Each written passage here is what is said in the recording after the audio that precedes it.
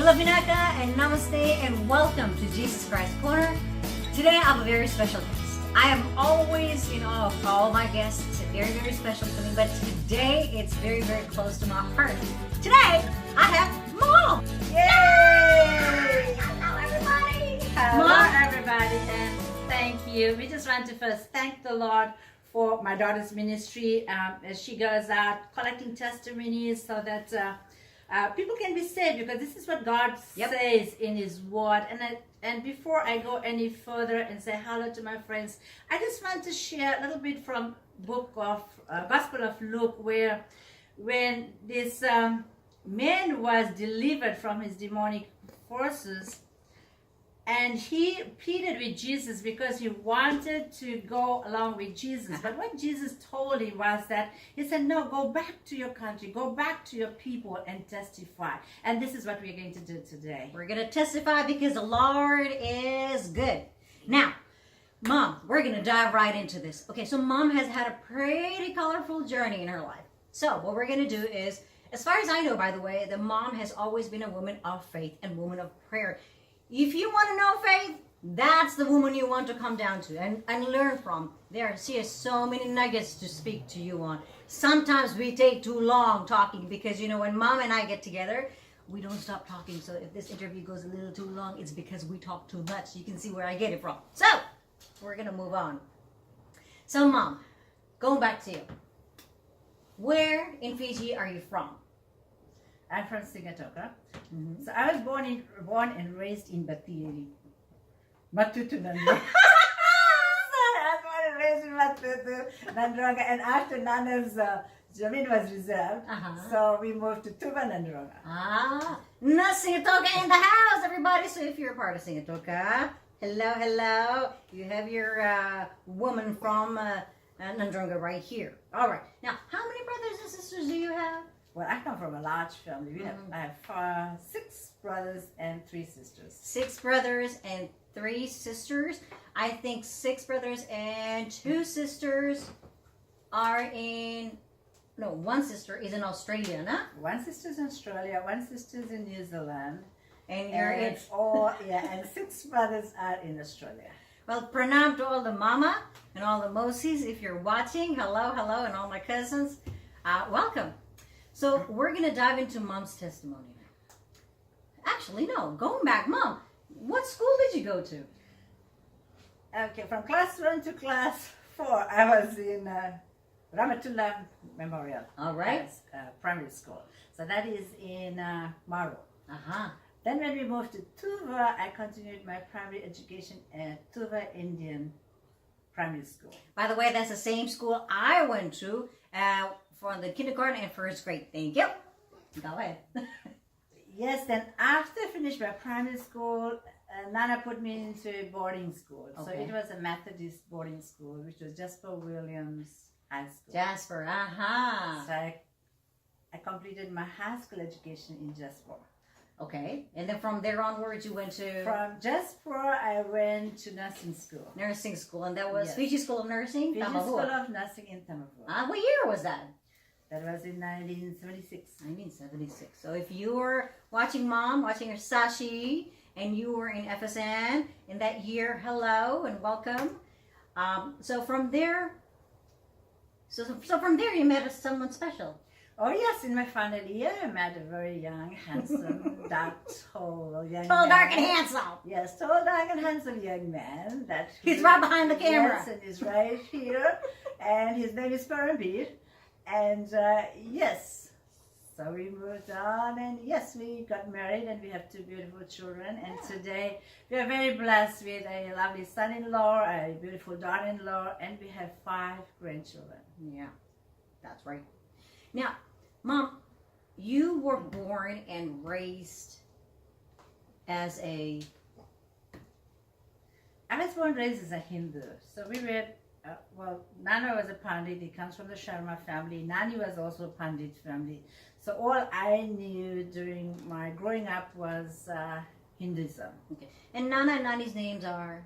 Nana's name is Pandit Ramnaran Sharma, and Nani's name is Prabhavati Sharma. So you were a stout Hindu. very staunch Hindu. Oh, vegetarian were you? And totally vegetarian. Yes.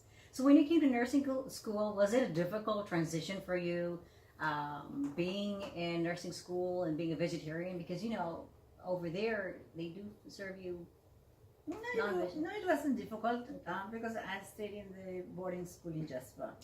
And then to nursing school, so it wasn't too difficult. The most difficult part was when I went from primary school into high school. I see. Now, Jasper Williams, you said that's a Methodist school. Yes. How did your father, being a pundit, send you to Jasper Williams High School? Now that's amazing. You see how in Jeremiah God says, I have planned for you. Mm-hmm. Okay, that no eye has seen, no ear has heard what He has in store for us. And it's amazing. When I think back, I said, wow, God, you had a plan for me. Little did I know that one day that you called me. Right. You know? And so it was really amazing. So all I knew that Nana did not want me to travel by bus to do high school. So when I was making selection as to which high school I should go to, and that's when Nana said, put Jasper Williams as your first choice. Right. And then when I got Jasper, he was so excited and he put me in Jasper. And little did I know that it was a Methodist school, and there was a routine for the hostel. We had to get up in the morning, we had to go to the chapel, and then on Sundays we had to go to church. Mm-hmm. Now this was something very new, Mm-hmm. but then I enjoyed it and then I enjoyed reading. So I enjoyed reading that white, Good News Bible. So because I loved reading storybooks, so it was just like a story to me. And then when we went to the chapels, used to sing, and then in the church used to sing. So I just enjoyed singing. So for me, it was just the routine. So there was you didn't see any different, or you don't feel any difference, but to you, it was more like hey, this is different. I like this book. Mm-hmm. This is a storybook to me. I'm going to read it. And you loved how it was, you were singing. So it wasn't more of nothing really touched your heart at that time. You were just going with the flow. Yeah, and it was a routine. We enjoyed taking a walk to the church. So we used to go to Wesley Church, all dressed in white. And it was something different. And did Nana know you were doing this? Yeah, Nana placed me in the hostel, and Sure you knew, right? But I never asked him that. Okay. What he thought about it, I did not ask him that question, unfortunately. And then I lost him in 1979. That must have been a tough time. Yeah. Yes. That time I had just finished nursing when I lost Nana. And so my deepest regret as far as my parents are concerned is just that I was not able to tell Nana about Jesus. But I was able to tell Nani about Jesus, and I have shared Jesus to my brothers and sisters. Because after I got saved, that was a burden that I had. That when I'm saved, I know my destiny. So if I died today, I know that I'll go to heaven. But my brothers and sisters and my family out there, all the pundits, my mama and mommy and Mosi and Moses and Dada and Kakas, and they don't know Jesus. So that is my deepest burden for them. And my prayer for them is that one day that all my family will be saved. And my brothers and sisters, of course, they are all very staunch Hindus. So if I'm doing this, if I'm sharing this testimony, is because I have that love for my family, my brothers and sisters, and my friends and family out there that I want all of you to know. So, Mom, I know you got married to Dad. Dad was a believer. A little deal doll maybe, but he was a believer. But you were not. You guys got married and you were still a Hindu. I remember that we would take showers, and then you would read the Gita to us, and we prayed, and Mom was very diligent about that, I'll tell you that. But a moment came in your life where you left everything to follow Jesus Christ. And one thing I know is that nobody leaves their religion or their faith into where they were born and raised so well. Nobody leaves it just like that. Kalas, chudige, that's it. I'm done. No, nobody does. Everybody digs deeper. Everybody finds out look at religion and look at faith, man, what it is that is required of them. Seek milehe. It's important. But something happened in your life. You want to talk about it? Yes. Yeah, absolutely. Yes, life was good. We got married. We had our children, and then I remember I had my own little prayer thing in my house, a little corner where I would pray. Yeah. And Dad had this little Bible that he would read, and we were pretty satisfied as far as our spiritual life was concerned. Yeah, life is good. And you guys, we had two beautiful children, you and your pair. So there was no problem, And we had our jobs, secure jobs, we're progressing well in life. Yeah. Until 1987. There was a coup in Fiji. I remember. Yes. And I very well remember that it was a long weekend. And I had my day off. And I used to work in ICU. So for those who do not know me, I am a registered nurse. And so I was working in ICU that day, but I took my day off. And I was at my auntie's house. And while myself and my kids, we were busy, watching movies, doing our thing at auntie's place, my husband and auntie and my auntie's son, who was a close friend of my husband, they left for, so I just took it very casually. They just went somewhere and they'll be back soon. But it was 8 o'clock, it was curfew time, and they were not back. So I was getting a little restless. And so was auntie. I said, they haven't come back. I wonder what happened. But then a day before, my sister was migrating to Australia and he had brake issues. We had brake issues with the car, but that was fixed.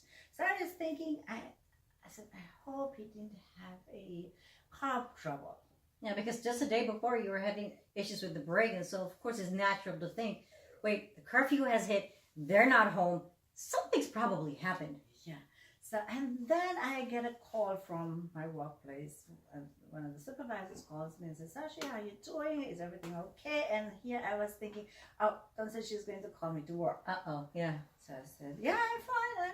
We're okay. And she said, okay, your husband is here in outpatient departments and he's all right. And I said, what happened?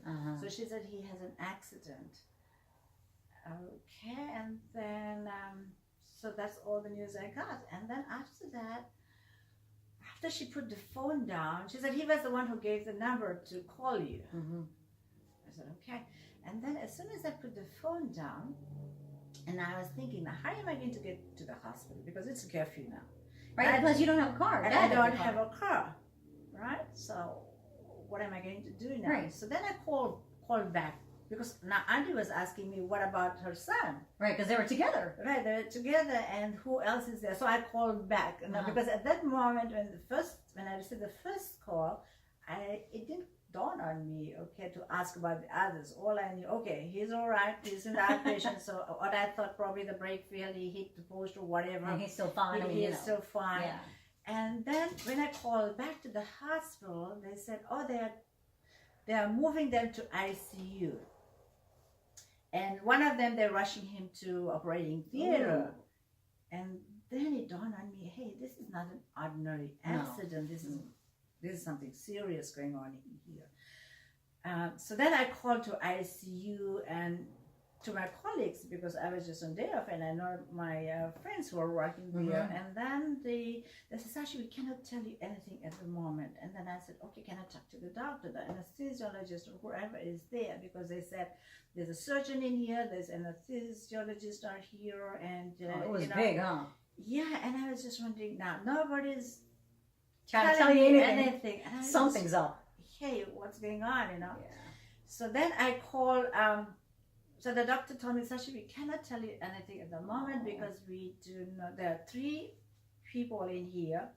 There are 2 other guys with him, and we don't know who is your husband. And so we do not want to give you any more information.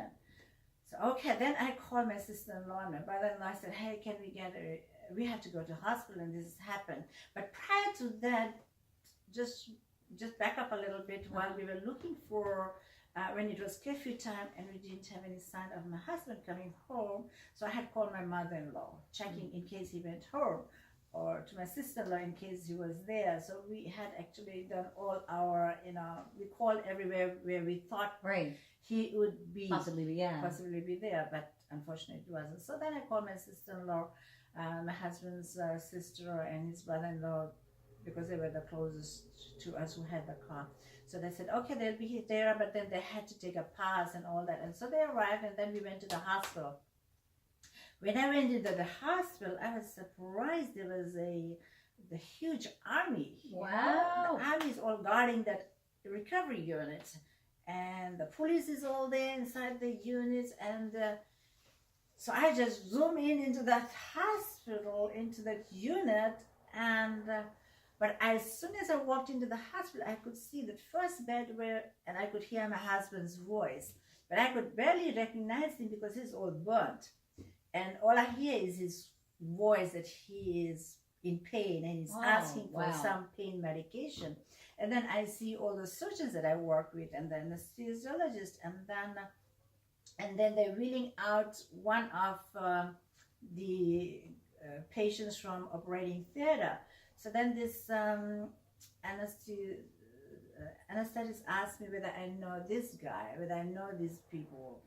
And I said, yes, I mean, that's my husband, and this guy is his manager, because my husband used to love singing. He has been gifted with, singing and playing instruments. So that guy was his band manager.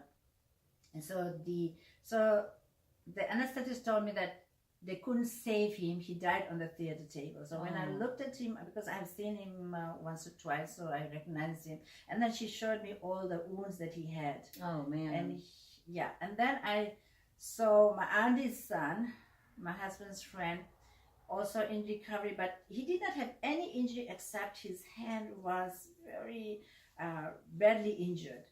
So the surgeon was asking for the consent, and auntie came too with me, but she was so distraught. Oh, poor thing. And she couldn't think, and so I had to give consent for her amputation son. of the hand, huh? Yes, so this is what they told me. So they said it is so badly crushed. They showed it to me. He said, but if you are not able to save this hand, they may have to amputate. So then they said they are going to take my husband last into the operating theater, because now he had such massive injury, and I could see that he has a IV running through his leg and IV in his arm, and then he's mourning and he's restless, he's crying, and he's all burnt, just like a charcoal, and such massive injury right from head down to the top. Wow. And I see the ophthalmologist and optometrist all there. Somebody's checking. They are looking at the eyes. The surgeons are looking at his wounds. So they said they'll take him last.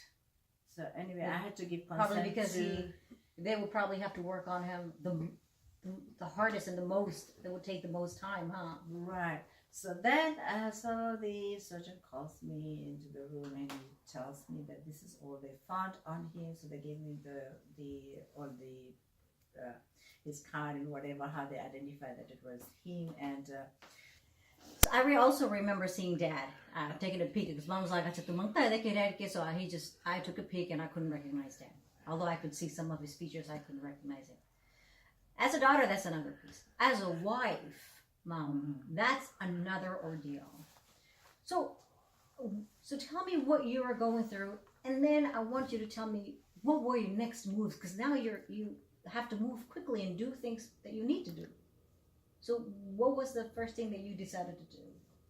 And it was, okay, at that moment, okay, when I came back the next day to see my husband, and then when I was not allowed to go in, something came over me.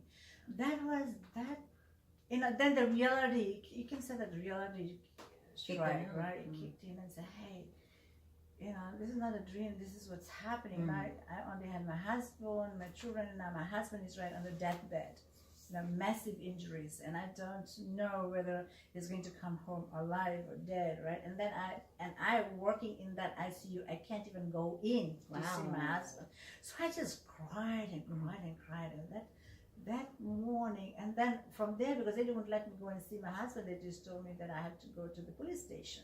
Now I don't even know what actually happened and what went wrong and what caused all these injuries. I don't know. And then I had you were only 8 years old, and you had your brother 9 years old. That's all I had. So I was completely lost. And so then as I'm sitting so now this is the first time ever I'm sitting in a police van and being taken to the police station. I'm crying all the way. Now it's just that I don't know. I'm so scared, and I just don't know what's going on. So overwhelming to feel that. Yes. So and then I'm just going to the police station, and then here at the police station they asked me, they gave me whatever belongings they had, and they're asking me questions. I had no idea what happened in here. And then I met the widow of the other guy, and now myself and auntie, we cannot communicate anymore. And I don't even have time to communicate with auntie anymore. Now I'm more concerned about my husband, And then, yes, so then so the doctors told me, okay, this is the injuries he has. It's so massive, and his eyes, he's totally blind, and there's so much injuries into his eye. So they cannot guarantee that he'll ever see again. So first they gave him 2 weeks up. He's not going to be able to live. And if he's going to live, these are the 2 crucial weeks that are coming up that we need to see for him to make a turnaround. Now they're telling you that we don't know if he can see or not. Yes, first we don't even know whether he's going to live, and then next, if he does live, he may be blind. Right. So now what are you thinking? So now what? So I just came home, and I just actually don't know what to do. Then my mother-in-law told me, okay, there's this mandir here and this temple here, that temple, so let's go here. So we just went from temple to temple, and me being Hindu, it made sense, right? Yeah, it only made sense. So we just went to the temple, and whatever they asked us to do, and whatever sacrifices we had to do, the number of days we had to fast, or we'd fast and pray and visit the temple. I remember that because we came along with you. Yeah. And whatever offering they asked, we'd give, right? So I went to the extreme of Hinduism, being a Hindu, and that's when he was moved from ICU into the general ward, paying ward, and that's when his childhood pastor came. Okay, so Dad was in ICU. So after the 2 weeks, so when you get moved to paying ward, does that mean that you're getting better, or was he still under very close observation? It was still kind of like ICU. He was still under very close observation. Okay. So, and he had to go for surgery 5 times. Oh dear. He went to surgery 5 times for his wounds and all that, and also for his eyes. So life was okay. Surgery, and then the own kids, and he'd be screaming because it's so messy packings, and you have to remove all those packings. So Mom, this is still the 2 weeks, huh? Still the 2 weeks. So there's still. Uncertainty whether he's going to live or not. Yes, and if this wound gets infected, and that's it, So anyway, but we'd go to the temples. We'd go to temples, pray, and I had all that faith in God. And by the way, we also went to Ojas. I remember that because it was night. I remember that one drive very, very, very well. Yes. We went to an Oja and we consulted him because we were helpless, and at that moment we wanted Dad to live. There was nothing else that was in our minds. So we did everything that was necessary. Like Mom says, Mom really went into the extremes of Hinduism. She found out what she could do, what the suggestion was, and all the advices were. She followed it all of it. So then here it was, then his childhood pastor came into the scene. So he came to know about Param having an accident. So he was the first pastor who would come because he could not have any visitors, and it was a different atmosphere in Fiji at that time. It was the coup, and there was uncertainty, and there was no security, and so they were just guarding him. What So was Pastor name? Joseph Narcia. Pastor came, Narcia. Yeah, that was his childhood pastor. So he came to see him, and then later on, Pastor Marjorie came, and then we also had some visitors and volunteers who came and who'd share the word. I still I'm remember going to very stop you really clearly. quickly, Mom. How was Pastor Joseph Narcia able to get to Dad? I mean, there were so many people. There was a coup. There was curfews. You couldn't see Dad. How was he able to see Dad? They could only give pass to some restricted people, so only he was allowed. So he could come in. Favor, huh? He was the first one who could come in, and then because everybody was scared. It was the first time ever that Fiji had coup, and there was so much restlessness in the country. There was no law and order in the country, so people were scared to get out of the house. Right. And there were so many boom blasting all over the country.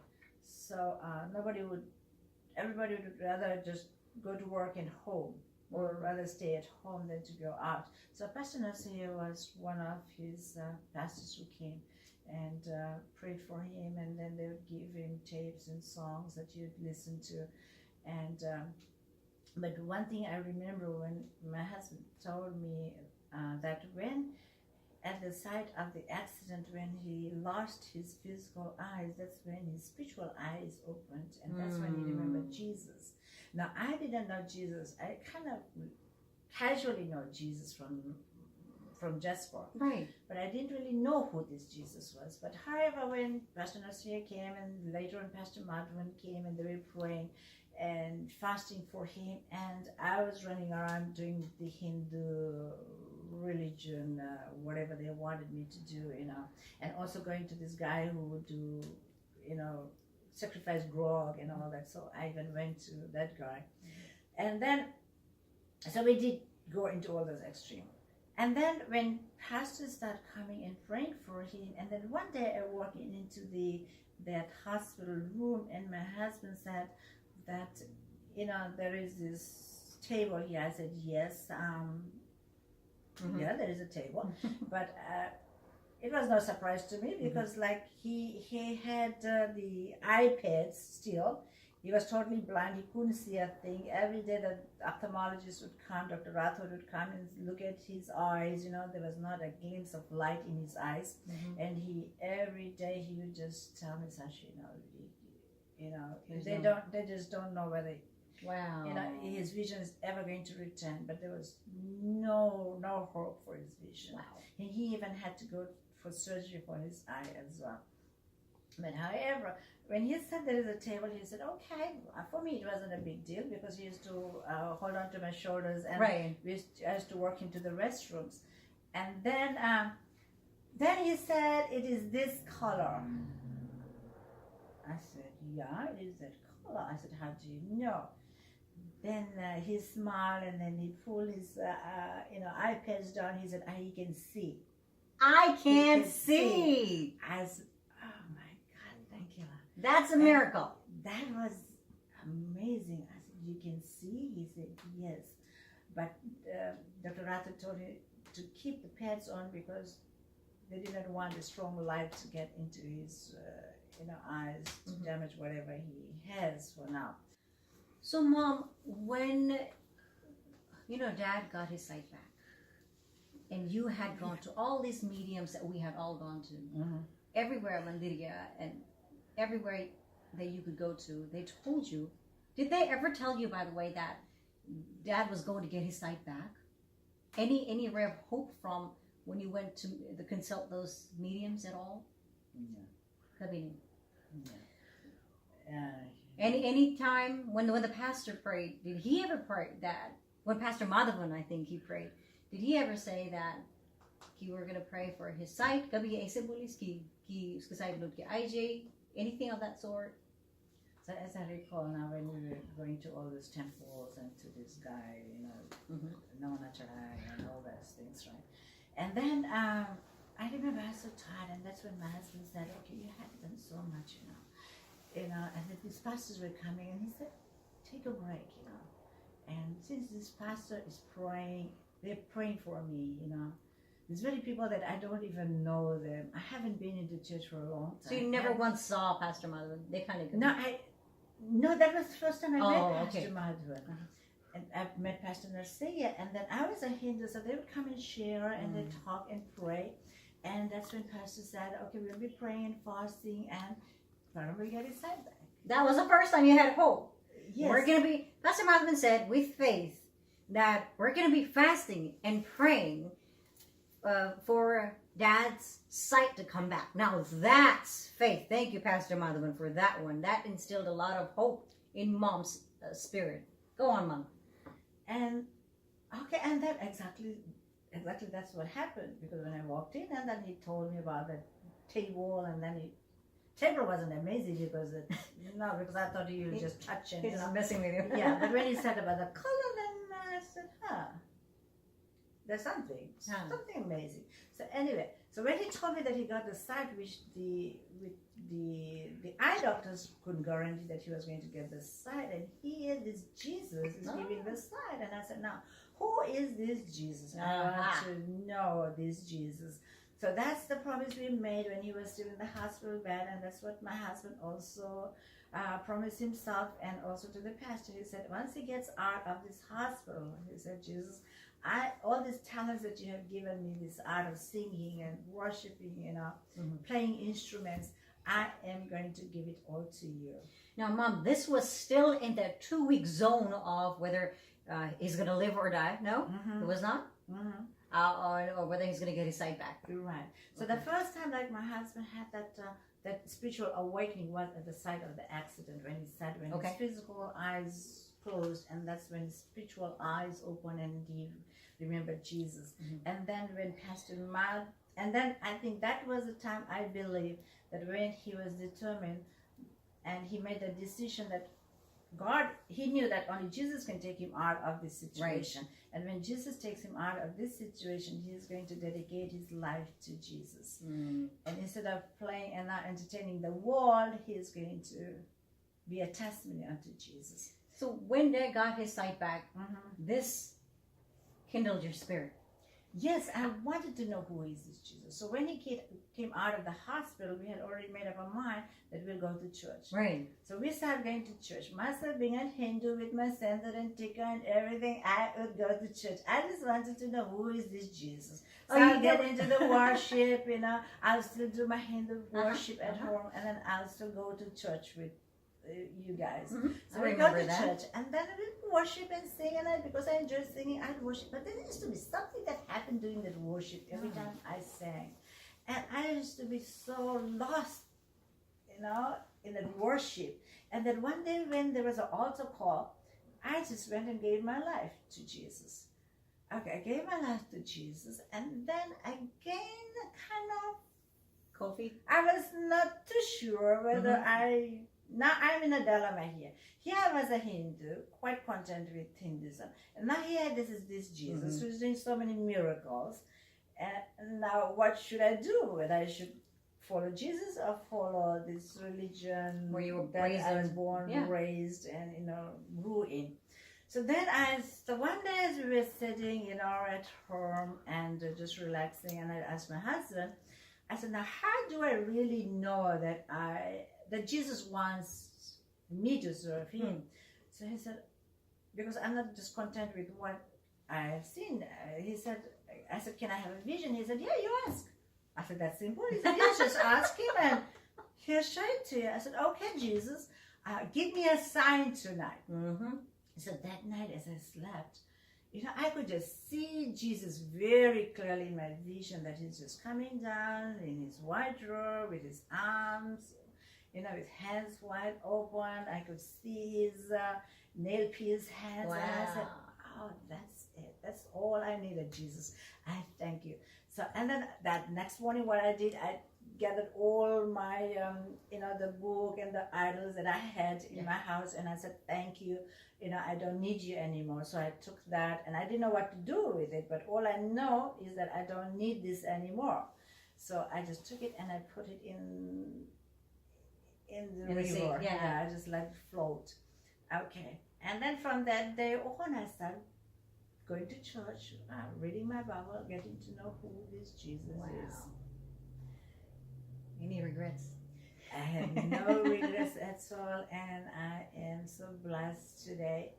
And so that's what I want to share with you guys, that Jesus, there is something about this Jesus. One thing I came to know is that Jesus is a living God. And he loves us so much. He loves us unconditionally. And then he came and he gave his life for us.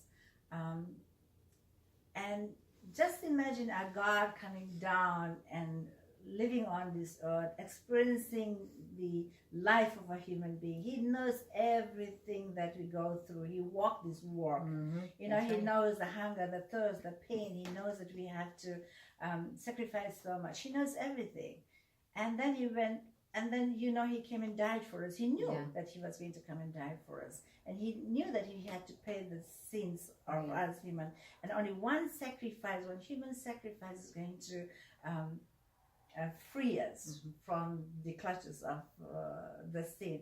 And that's what he did. He came and gave his life for us, and he saved us. And not only that, when he gave his life upon that cross of Calvary, he not only took that cross, when he was carrying that cross, he took our burdens.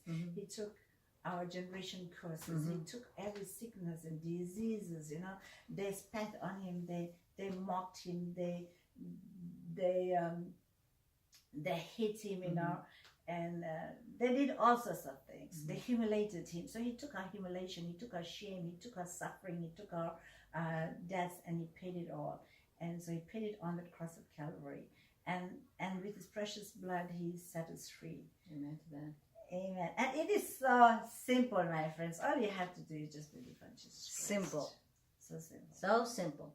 Yes. Mom, before we end this, if there's someone that is in between, they're not sure, they may be in the same predicament you were in, with a few minutes left, what would you tell them? Would you look into the screen and just tell them, what would you tell them? What advice would you give them? Oh, I would just say, just trust Jesus, my friends, and you'll never go wrong. You'll never have regrets. That much I can guarantee you. It's not that you're not going to have problems and difficulties in life, but one thing I know, that Jesus is with you all the time. The moment you accept him as Lord and Savior, all you have to do is just repent of your sins, ask the good Lord to forgive you, and that's all you have to do, my friends. Just like Mom said, ask. She asked God, she asked Jesus Christ to show and reveal to her who he was. Ask of him. It's that simple. See how shocked she was? Oh, that's it? I just need to ask God? Just ask God to show you who he is and what he wants from you. What do you have to lose? Seriously. God knows how to do. He knows how to have an encounter with you. All right, thank you so much for joining us. We love you guys, and we're not back to level again for joining us. From Mom, Sashi, and I, we bid you adieu. God bless you.